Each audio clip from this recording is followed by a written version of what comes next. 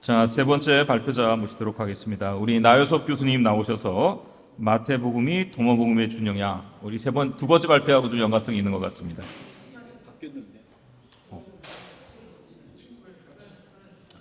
제목이 바뀌었나요? 자, 그러면 한 25분 정도 부탁드리도록 하겠습니다. 네, 나효섭 박사입니다. 저는 박사과정 논문에서 그 마태복음에 나타난 예수와 하나님의 나라, 하늘나라에 대해서 이렇게 썼습니다. 그래서 타락하기 전에 아담 모습으로서의 예수, 그리고 또 마태복음에 나오는 하늘나라가 에덴 동산을 배경으로 해서 쓴 것이다. 그렇게 저는 주장을 했습니다. 그러면서 신앙의 핵심이 뭐냐라고 이제 파고들기 시작을 해서 마태복음의 자료 중에 하나인 Q까지 연구를 했는데, Q에 나타난 예수는 선지자적 지혜교사, 이 정도로 머무르는 것을 봤습니다.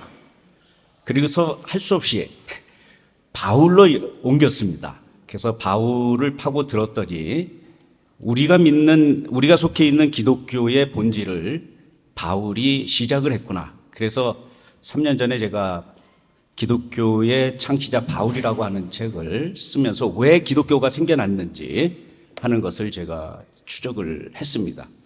그러던 가운데 보니까 우리가 알고 있는 로마서가 4개의 편지가 하나로 합성이 된 그런 글이구나 해서 거기에 대한 책을 최근에 냈습니다.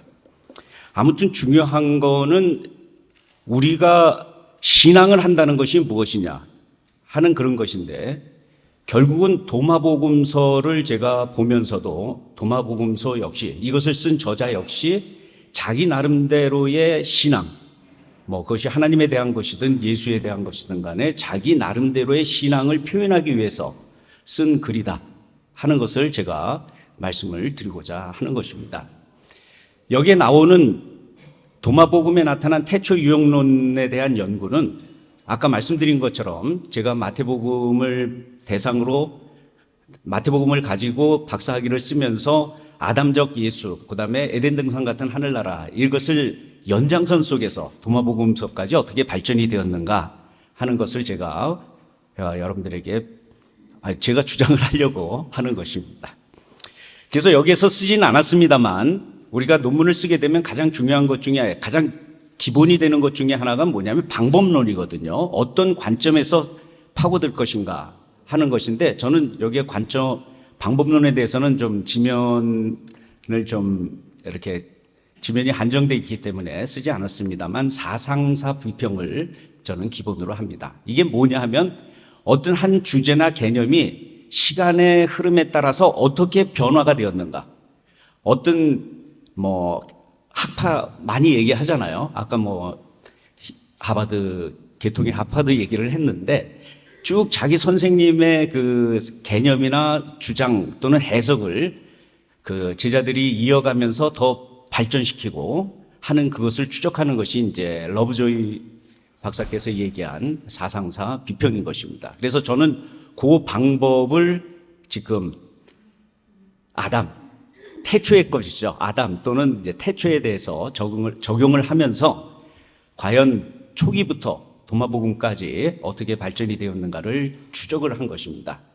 그래서 조금 전에 이현주 박사님도 얘기했지만은, 저는 도마복음서가 공간복음서보다 더 나중에 썼다라고 하는 기본적인 입장을 가지고 이 글을 썼습니다. 왜냐하면 이 태초 또는 아담에 대한 유용론적 접근 방법을 보면 도마복음서에서 상당히 발전되어 있기 때문입니다. 공간복음서에, 즉 마가복음이나 마태복음에 있는 그 서술보다도 더 훨씬 발전되어 있다고 하는 점을 통해서 도마복음서는 공간복음서보다 나중에 쓰인 것이다 라고 이야기를 하고 싶습니다. 그래서 이 아담 유형론 또는 태초 유형론에 대한 역사를 잠깐만 살펴보면, 공간복음서의 자료로 사용된 Q에는 아담 기독론이나 아담 유형론이나 태초 유형론이 거의 안 나옵니다. 물론 뭐 억지로 해석해낼 수는 있는데 정말 많은 사람들이 공감할 수 있을 정도로 그렇게 충분하게 나오지는 않습니다. 그런데 기원 후 50년경에 사도 바울께서 처음으로 아담과 그리스도를 연결을 시키죠. 예수가 아니라 그리스도를 연결시킵니다. 고린도전서 15장에 보면 한 사람이라고 하는 단어를 통해서 아담의 죽음과 그리스도의 부활, 생명, 이거를 연결시키고 또 로마서 5장 14절에 보면은 아담은 오실자의 모형이다 하는 서술을 통해서 연결을 시키죠. 그리고 나서 기원 후 한 70년경에 마가복음 저자는 바울의 신학을 받은 것 같아요. 그래갖고 이거를 서술적으로 사용을 하면서 아담 기독론을 펼칩니다. 대표적인 예가 1장 13절 14절에 나오는 이제 시험 이야기죠. 이거는 이제 큐에서 온 자료를 가지고 약화시키면서 축약시키면서 예수의 세 가지 시험을 십자가의 사건 속에다가 투영을 합니다. 그래갖고는 아담 기독론적인 서술을 합니다. 그렇다고 해서 아담이라고 하는 단어가 나오지는 않습니다. 그러나 암시, 이러한 것을 통해서 연상법을 통해서 마가복음의 예수 그리스도를 아담과 연관시키는 그런 작업을 하죠. 그리고 기원 후 한 85년 내지 90년경에 마태복음 저자는 이것을 더 발전시킵니다. 자기 나름대로 더 발전시키죠. 제가 볼 때 제일 먼저 나오는 것은 예수의 아버지 요셉을 단절시키고 마리아에게서 예수가 났다라고 하는 이 표현. 이거는 왜 사용을 했냐 하면은 예수가 여자의 후손이다. 어디 나오는 말씀이에요? 창세기 3장 15절에 나오는 말씀이죠. 타락한 다음에 나오는. 그러면서 예수를 그 타락한 다음에 하나님이 뱀에게 한 그 예언과 연관시키면서 여자의 후손으로 그립니다. 그리고 나서 조금 전에 언급했던 것처럼 마가복음이 생략했던 큐로부터 온 예수의 시험 세 가지가 아주 정확하게 기록이 되어 있고 또 마가복음 저자가 아마 창작해낸 예수의 십자가에서의 죽음 그거를 내용을 같이 병행을 시키면서 창세기 3장 5절 6절에 있는 즉 하와가 선악과를 봤을 때 어떤 느낌이 들었다고 그랬어요? 먹음직하고 보암직하고 지혜롭게 할 만큼 탐스럽다라고 느꼈는데 그 세 가지의 본질이 그대로 예수의 시험과 예수의 죽음에 십자가 위에서의 죽음에 그대로 나옵니다. 그러면서 마태복음 저자는 이 아담을 대표하는 하와겠죠. 그 시험 사건에 더 분명하게 이렇게 연상을 하게 하는 것을 우리가 볼 수가 있습니다. 그리고 또 제가 한 가지 더 얘기하고 싶은 것은 마태복음에만 나오는 19장 12절에 보면 하늘나라를 위하여 보좌가 된 자가 있다라고 이야기합니다. 이건 마태복음에만 나옵니다. 이 뜻이 무엇이냐 학자들 사이에 많은 논란이 있지만 앨리슨이라고 하는 학자는 이것을 요셉에게 적용합니다. 요셉에게 적용하면서 마리아가 성령에 의해서 임신한 것을 알고 수태고지를 받고 예수가 태어날 때까지 관계를 가지지 않았다. 그게 고자거든요. 성적인 자발적이지만은 성적인 고자를 그렇게 표현을 하면서 제자들이 바로 그러한 사람들이 되어야 한다. 그거는 결국 뭐를 연상케 하느냐 하면은 아담과 하와가 타락하기 전에 에덴 동산에 있을 때는 성관계를 안 가진 관계였거든요.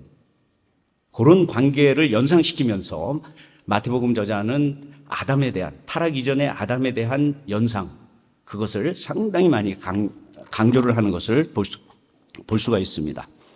이것처럼 제가 볼 때 사상사적 그 관점에서 볼 때 그 한 가지의 개념 즉 예수와 아담 사이를 연관시켜서 해석하는 것이 점점 발전이 되고 구체화되는 것보다 더 많아지면서 자기 나름대로의 예수에 대한 그림이죠.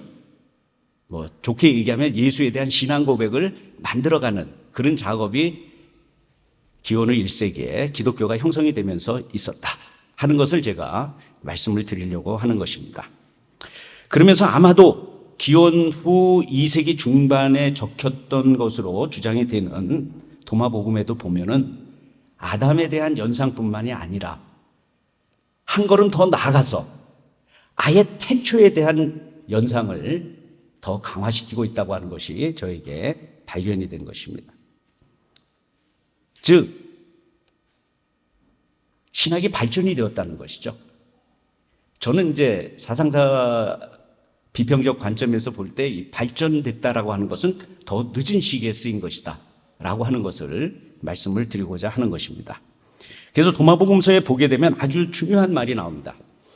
그리고 여기에 제 논문에 보면은 이제 1번부터 10번까지 쭉 주제들을 이렇게 나열을 했는데, 이것은 그 도마복음서 자체 안에 나오는 배열은 아니고요. 제가 창세기 1장, 2장, 3장까지 나오는 그 주제에 맞춰서 이렇게 배열을 했다는 것을 먼저 좀 말씀을 드리고자 합니다. 그래서 도마복음을 보면은 다른 공관복음서와는 달리 뭐라고 얘기하냐면 태초와 종말을 연결시키는 말을 합니다. 그 가장 중요한 말이 18번인가요? 거기에 보게 되면 18번에 보게 되면은 종말에 대해서 제자들이 묻자 예수가 뭐라고 대답하냐면, 왜 종말에 대해서 물어보느냐? 이미 태초에 다 있다. 태초를 아는 게 종말이다. 아주 도식화시키는 모습이 여기에 나옵니다. 아주 엄청난 말이죠. 우리가 도마복음서에 나오는 어떤 신학적인 태초에 대한 종말론에 대한 어떤 도식을 완전히 여기에서 이야기를 하고 있는 것을 볼 수가 있고요. 그 다음에 바로 19번에 있는 말이 아주 중요합니다. 제가 이 논문을 쓰면서 가장 핵심이라고 할 수 있는 말씀, 19번에 있는 말씀인데, 여기에 대해서 일레인 페이저스는 아주 독특한 해석을 합니다. 너희가 존재하기 이전의 존재로 가야 된다. 그러니까 우리가 피창조되기 이전의 존재, 뭡니까? 빛의 단계, 처음에 빛이 창조됐다고 창세기에 얘기하잖아요. 그 전의 존재로 돌아가야 된다라고 하는 엄청난 해석을 합니다. 아마도 이 해석이 이 논문을 이해하는데 가장 근간이 되는 중요한 해석이 아니겠는가, 저는 그렇게 생각을 하면서 여러분들에게 말씀을 드리려고 합니다. 아무튼 살아계신 하나님, 이거는 창세기 1장부터 요한계시록 24장까지 다 나오는 아주 중요한 명제죠. 하나님이 계신다 하는 것은 태초부터 따지지 않습니다. 하나님이 계신다, 살아계신다 하는 것은 전제하는 것입니다. 그러면서 살아계신다는 건 뭐예요? 우리에게 말씀하시고 움직이게 하시고 역사하신다는 것이죠. 그 다음에 세 번째, 빛에 대한 이야기. 빛, 이것도 역시 창세기 1장 3장에 나와 있는 그 말을 배경으로 해서 여기에 도마복음서에서 쭉 서술을 합니다. 제가 각 구절마다 해석을 얘기를 안 하려고 하는 것은 너무 시간이 많이 걸리기 때문에 말씀을 안 드리고, 단순히 창세기 1장에서 3장까지의 그 연상만 좀 얘기를 드리려고 합니다. 그 다음에 4번에 그 하나님의 형상에 대한 말씀도 나오는데, 이것도 역시 창세기 1장 26절, 27절, 거기에 보면 모양과 형상, 여기에 사람이 창조된 그 모습을 이야기를 하지 않습니까? 그것을 배경으로 해서 해석이 돼야 된다라고 하는 것을 제가 말씀을 드리고자 합니다.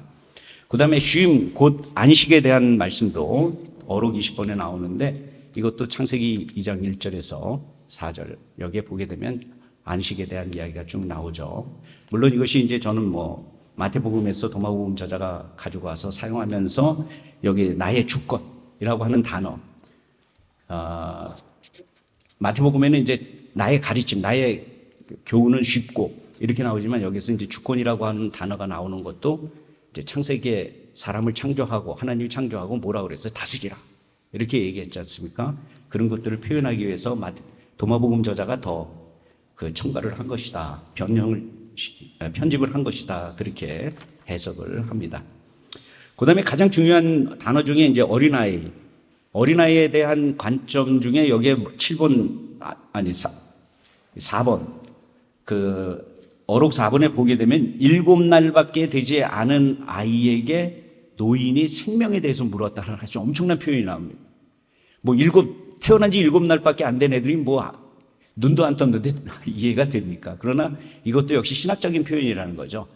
창조의 7일, 그것 사이클을 마친 한 사람, 영적인 어떤 그런 상태를 이야기하는 거겠죠. 물론 이 어린아이라고 하는 단어는 이미 마가복음이나 마태복음에서 이 하나님의 나라 또는 하늘나라에 들어가는 사람의 그 모습으로 이렇게 표현된 것을 우리는 이미 알고 있죠. 그 다음에 이제 좀 더 중요한 것은 뭐냐면 하나가 된 자에 대한 언급이 자주 나옵니다. A single man, single person이라고 그래야 되겠죠. 하나. 왜 하나라고 하는 것에 대해서 강조하는가? 도마복음에 보면 분리되는 것을 상당히 싫어합니다. 그러면서 이 하나라고 하는 개념은 창세기 1장 27절에 뭐 우리 교수님 얘기하신 것처럼 사람을 창조했는데 곧 남성과 여성.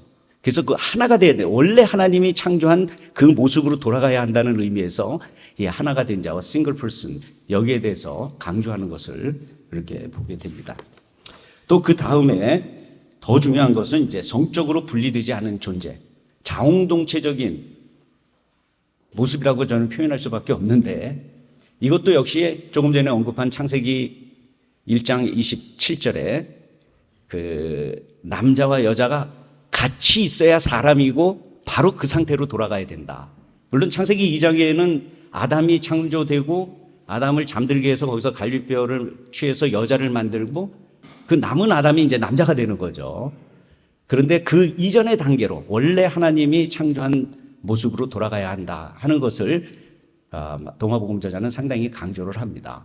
물론 우리가 육체적으로 성적으로 그렇게 돌아갈 수는 없지만 하나님이 원래 영적으로 우리를 만드신 원래의 모습, 영적인 모습으로 돌아가야 한다 하는 그것을 강조하기 위해서 이러한 표현을 쓰고 있는 것으로 생각을 합니다.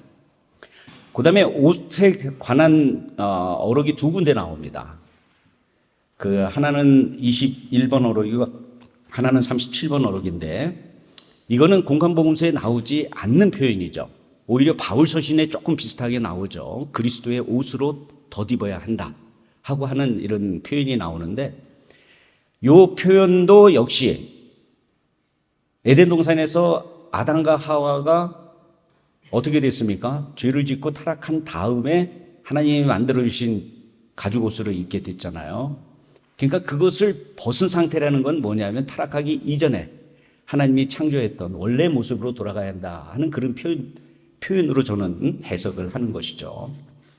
그리고 마지막 10번 보면은 영원한 생명에 대한 언급이 자주 나옵니다. 뭐 살아있는 것과 연관되지만은 또 생명에 대한 이 갈구가 나오는데 이것은 우리가 잘 아는 것처럼 에덴 동산에 하나님이 생명나무를 만드시고 그것을 물론 아담과 하와로 하여금 못 따먹게 만들었지만 그것을 먹는 날에는 어떻게 되리라? 영생할 것이다 라고 하는 것을 연상케 합니다. 그래서 여기 또 도마복음서에 보면 파라다이스, 낙원에 5 그루의 나무가 있다라고 하는 표현을 통해서 에덴 동산에 대한 연상을 상당히 이렇게 심는 것을 우리가 볼 수가 있죠. 아무튼 소결론을 말씀을 드리면 도마복음서에는 아담에 대한 유형론적 접근을 넘어서서 정말 태초 이전의 상태, 원초적인 상태로 돌아가야 할 것에 대한 이 유형론적인 접근이 아주 강하게 나오는 것을 볼 수가 있습니다. 그렇다고 해서 뭐 타락 직전의 아담으로부터 태초까지 이렇게 거꾸로 돌아가야 된다는 것을 체계적으로 설명하지는 않습니다. 그냥 집단적으로 설명을 하면서 그 독자들로 하여금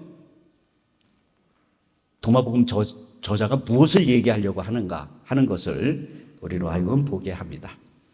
그런데 중요한 것은 도마복음 저자가 왜 그러한 접근을 채택을 해서 자기 나름대로 예수에 대한 또는 하나님에 대한 신앙 고백을 했느냐 하는 것이죠. 저는 사실 뭐 이 분야에 있어서는 전문은 아니기 때문에 우리 조재영 박사님의 이론을 제가 많이 차용을 했습니다. 즉 헬라의 영지 사상, 영지주의 이전에 그 헬라어로 그노시스라고 하는 이제 지식에 대한 그 추구가 있었거든요. 그 지식이 이제 당시 헬라의 그 우주론에 의하면은 모나드, 거의 뭐 우리가 생각하는 하나님, 신의 각 신인 그 모나드로부터 이제 파급되어지는 어떤 그런 영향력, 힘, 그것으로 인해서 이제 모나드에 가장 가까운 관계 속에서의 존재, 그 다음 점점 멀어지면서 어떤 존재들이 이렇게 창조가 되는지, 생겨났는지 이제 그런 사상이 있었다고 합니다. 바로 그러한 사상이 우리 바울 사도에게도 잘 나타나는 것 중에 하나가 뭐냐면 고린도전서 8장 6절입니다. 거기에 보면 참 애매하죠. 모든 것이 하나님으로부터 창조됐다 그렇게 얘기하면서 또 모든 것이 그리스도를 통해서 만들어졌다. 이게 뭐 그리스도가 하나님인지 하나님이 그리스도인지 잘 우리가 혼동이 되는데, 이것을 헬라의 이런 모나드 사상을 배경으로 해서 해석을 하면 이게 해석이 된다는 것이죠. 그리고 우리가 잘 아는 요한복음 서문, 요한복음 4번에 걸쳐서 편집된 거로 보여집니다. 근데 이제 요한복음 서문은 아마 기원 후 120년경에 3번째로 편집된 본문으로 여겨지는데, 거기에도 보면은 말씀이 계십니다. 말씀이 하나님과 함께 그 말씀이 나중에 어떻게 돼요? 우리 사람에게 내려오게 되는 거죠. 사람 가운데 거하게 되는 것이죠. 그 말씀이 하나님과 함께 하셨다라고 하는 그런 표현, 그 말씀이 또 인간 세계에 내려왔다는 이 성육신, 바로 그러한 개념도 이 모나드 사상을 배경으로 해서 볼 때 해석이 된다고 하는 것입니다. 그래서 아마 여기에선 제가 전문이 아니기 때문에 구체적으로 다 얘기는 못하고 이렇게 해석이 될 수 있다라고 하는 수준에서 여기에 제가 글을 적었습니다. 아무튼 이러한 모습을 통해서 결론을 말씀을 드리면은 모든 종교의 사상가들이 우리의 본연의 모습이 무엇이냐, 또는 태초에 대한 의구심을 가지고 있다는 것이죠. 그것이 이제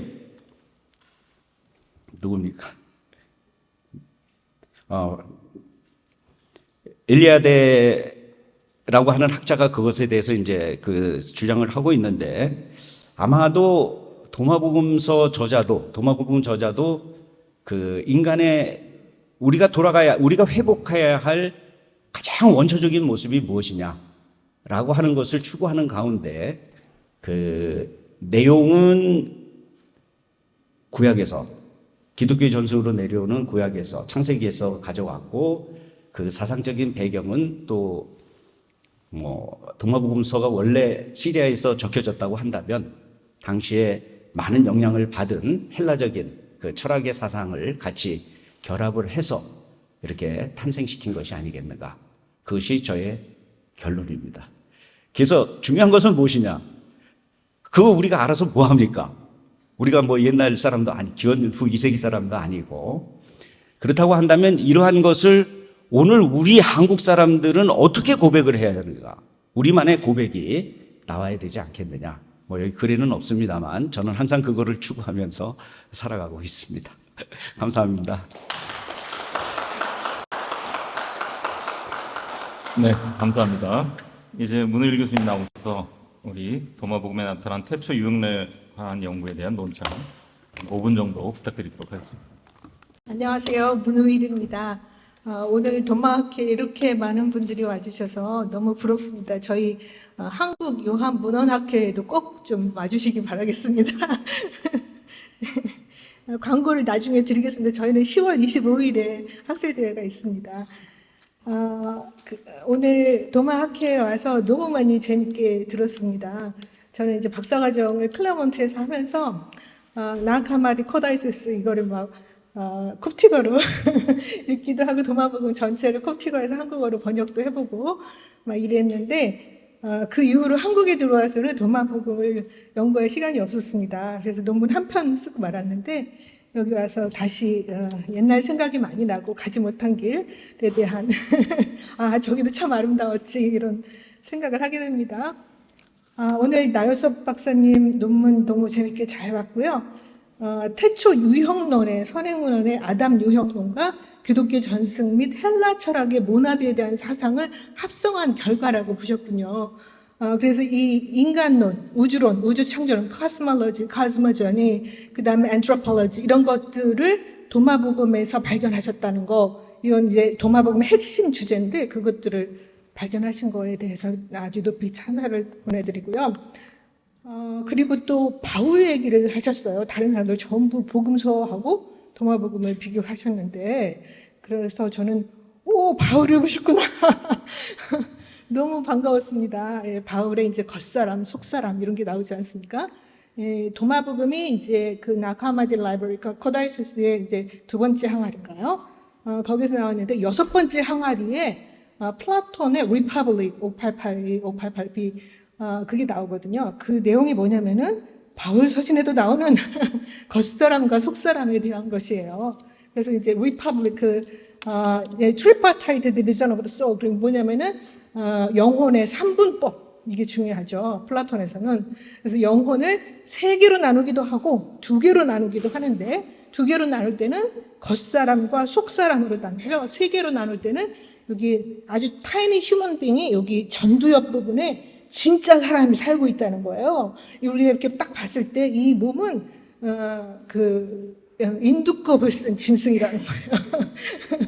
전체는 크고 힘이 세지만 이 타이니 휴먼빙이 머릿속에 아주 조그만 사람이 있는데 그게 로고스고 누스고 이런 건데, 이게 하나님과 제일 가깝고 하나님과 이렇게 내통하고 있는 부분이 여기 사람이, 여기 진짜 사람이 살고 있고, 그 다음에 가슴 부분에는 사자와 같은 사람, 도마복음에 사자가 나오지 않습니까? 그래서 이제 그 사자랑 같아지면 안 돼요. 우리는 사자하고 같아지지 말고 사자를 이겨야 돼요. 그래서 이제 사자와 같은 사람이 살고 있고, 그런 영혼 부분이, 그 다음에 이제 배꼽 아래 부분에는 many-headed beast, 그러니까 머리만의 짐승 같은 그런 사람이, 그런 영혼이 살고 있다는 거예요. 그래서 이 사자와 머리만의 짐승을 죽이고, 겉사람을 죽이고, 속사람 혼자 살아남아야 하나가 되는 거. 이런 개념들, 이게 이제 플라톤의 리퍼블릭에도 나오고 타이마이오스에도 나오고 이렇게 파이드로스에도 나오고 막 이렇습니다. 그래서 여러분들이 이제 도마복음을 복음서 관점에서만 보는 것은 도마복음을 반절만 보시는 거예요. 도마복음을 읽으실 때 플라톤의 티메우스, 그러니까 우주론, 우주창조론 이것과 함께 보시고, 그다음에 파이드로스하고 그 다음에 크라틸러스라는 책이 있어요. 그래서 그런 책하고 이렇게 함께 보시면은, 특히 티마이오스하고 리퍼블릭 이런 것들과 함께 보시면 도마복음에서 안 읽히던 게 막 읽히기 시작해요. 그러면은 플라톤적이냐, 100% 복음서 외의 다른 부분은 플라톤적이냐, 이렇게만 또 결정할 수 없는 게, 플라톤이 또 누구를 거쳐서 이쪽으로 왔을 수가 있어요. 그 가장 높은 가능성이 누구냐면 파일러 오브 알렉산드리아예요. 제가 지금 필론을 번역하고 있어요. 고대 그리스에서 한국어로 연구재단에서 이제 지원을 받아서 번역하고 있는데, 제가 판단하기로는 도마복음의 이 언어는 파일러 오브 알렉산드리아 언어하고 굉장히 비슷하다는 거. 오히려 이제 플라톤보다는 필론의 언어에 더 가깝다는 판단을 했습니다. 그래서 이제 아까 그 육체에 대해서 이런 게 나왔는데, 육체는 비참하고, 이게 전부 이제 플라톤적인 언어예요. 밑에는 지구 중심은 무겁고, 가벼울수록 더 좋아요. 가벼울수록. 그 다음에 이제, 그 예수님을 누구랑 같으냐? 이런 내용이 나왔잖아요. 거기서 이제 막 여러 제자들이 대답을 했어요. 아까 이제 그 이현주 박사님이랑 다들 말씀하시기로는 마태복음은 이제 마태는 philosopher, 지혜로운 철학자다 이렇게 대답을 했는데 답이 틀렸어요. 누가 맞았습니까? 도마가 맞았어요. 도마는 뭐라고 그랬습니까? ineffable이라고 대답을 해요. 내 말로는 형언할 수 없다. 이 형언할 수 없는 게 뭐냐면, philosopher는 인간 중에 최고의 인간이 philosopher예요. 그 플라톤 철학에서. 그런데 형언할 수 없는 것은 지혜, 소피아 그 자체예요. 소피아는 너무 아름다워. 토칼로스라고 하는데요. 그 아름다움 그 자체. 그래서 그 아름다움을 그러면 인간의 언어로 어떻게 표현하냐? ineffably 말할 수 없어요. 표현할 수가 없어요. 인간의 언어를. 바로 그것을 딱 대답했을 때 정답이었어, 그게. 예, 그래서 그 정도의 정답을 낼 수 있는 도마는 예수님의 쌍둥이 형제로 일장이 나오죠. 그 다음에 이제 아까 제가 이제 도훈 선생님께도 질문을 드렸었는데, 뭐라고 질문을 드렸었냐면은, 요한의 소리를 도마복음에서 들으셨는가? 그 질문을 드렸어요. 아주 짧은 질문이었는데, 이제 들으셨다고 했는데 어디서 들으셨는지 말씀 안 하셨어요. 요한의 소리는 엄청나게 많이 들린다, 도마복음에서. 1장, 그러니까 로기온 1에서부터 나오기 시작해요. 죽음을 맛보지 않으리라. 그렇죠? 죽음을 맛보지 않으리라가 여러 차례 반복해서 나옵니다. 요한복음의 8장 51절, 52절에 나오는 거예요. 51절에서는 죽음을 보지 않는다. 예수님의 말씀을 하면. 그 다음에 52절에는 죽음을 맛보지 않는다. 기어마이라는 단어가 나와요. 이런 것들이 나오는데 요한복음의 소리도 상당히 들린다는 거, 예, 그거를 꼭 말씀드리고 싶고요. 그 다음에 이제 네 번째, 몸과 영혼의 이원론과 지구 중심의 우주관이 영지 사상의 특징이라는 거에 대해서 한 가지만 말씀을 드리면, 몸과 영혼의 이원론, 이거는 이제 플라톤 계열의 철학 계열에서는 대부분 다 이원론이에요. 그렇죠? 어떤 사람은 삼원론이라고도 해요. 왜냐하면 신에 대해서는 언급하지 않기 때문에. 이데아는 얘기하지만 이데아 이상의 그 이상의 초월된 신에 대해서 얘기하지 않기 때문에 삼원론이라고 플라톤을 얘기하기도 하래요. 그렇지만 대체로 이원론이라고 보고, 그다음에 지구 중심 우주관은 웬만한 고대 철학자는 대부분 다 지구 중심 우주관이었어요. 그다음에 이제 나스티시즘의 그노시스라는 말 자체는 우리 knowledge잖아요. 크놀러지, 크가 묵음이죠. 그러니까 크놀러지, 이게 그 어원이 그노시스거든요. 크노시스. 그래서 이제 라틴어로 그노시스 하면은 어떤 여자를 가르치는데, 그 그리스 신화에 나오는 어떤 여자, 아리아드네라는 여자. 그래서 이제 라틴어 고대 문헌에 보면은 그노시스의 여인이요 하면서 그노시스가 막 이렇게 신격화돼요. 그런 영향도 상당히 받았고, 나스티시즘 그 영지주의 그 자체는 굉장히 오래된 수만 년 된 거지만, 기독교 이단으로서의 영지주의는 2세기에 발발했다는 거, 2세기에 그 왕성하게 활동했다는 거, 거기까지만 말씀드리겠습니다. 감사합니다.